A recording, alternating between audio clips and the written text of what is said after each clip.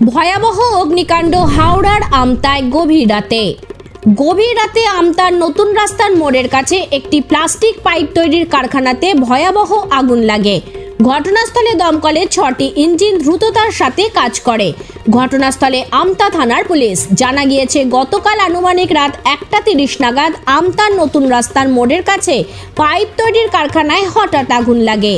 মজুত প্লাস্টিকে আগুন লাগার ফলে মুহূর্তের মধ্যে গোটা কারখানায় আগুন ছড়িয়ে পড়ে।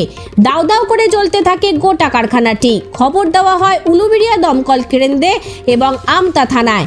একে একে ঘটনাস্থলে পৌঁছয় দমকলের 6টা ইঞ্জিন। দমকল কর্মীরা যুদ্ধকালীন তৎপরতায় আগুন নেভানোর চেষ্টা করে। এই মুহূর্তে আগুন নিয়ন্ত্রণে এসেছে।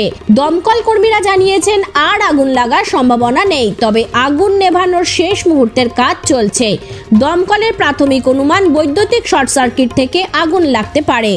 পুলিশ ও দমকল কর্মীরা আগুন লাগার কারণ খতিয়ে দেখে অনুসন্ধান করছে।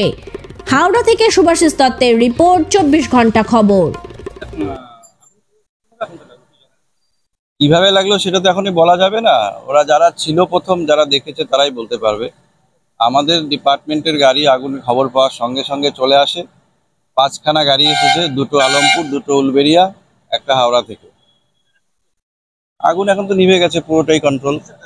হ্যাঁ, এখানে সব প্লাস্টিকের পুরনো ওই জিনিসপত্র ভেঙে আবার ওগুলোকে দিয়ে গ্যানুয়েজ তৈরি করে ওটা থেকে আবার প্লাস্টিকেরই জিনিসপত্র তৈরি করে।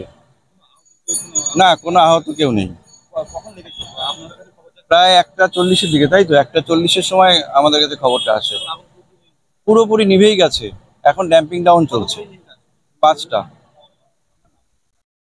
আমি Ranjan Kumar Ghosh, divisional fire officer Howrah, আর আমার সঙ্গে রয়েছে ওসি আলমপুর হরিসাধন সিট।